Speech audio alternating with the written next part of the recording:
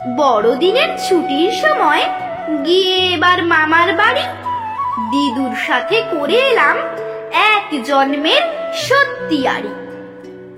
সকাল হলেই এক বাটি দুধ কমপ্লেনের সঙ্গে গুলে গিলিয়ে দেওয়ার চেষ্টা কত গল্প কথার নানান ছলে।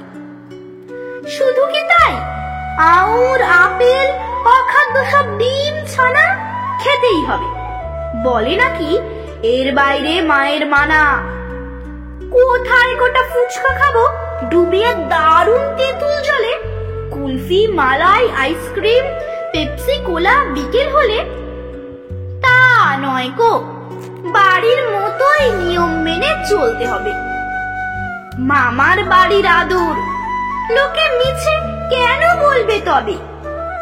দু একটি দিন করবো না চান, তা হবে না, করা হুকুম।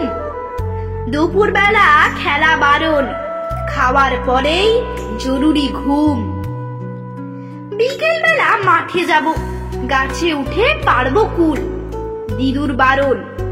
ওদিকে নয়, আমার কাছে থাক টুলটুল। ছাদে উঠে দেখবো পাখি, ঘুড়ির মেলা আকাশ জুড়ে, তাতেও বাধা। অসাবধানে নিচেই যদি যাই পড়ে।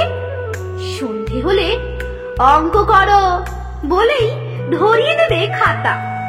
যতই বলি গল্প শোনাও, আগে পড়া, নাড়বে মাথা। ছুটির মজা কিসের তবে? বেড়ানোটা মিছি মিছি।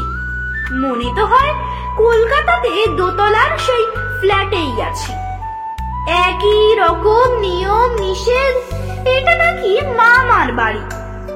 বড়দিনে বেড়াতে গিয়ে দিদুর সাথে তাই তো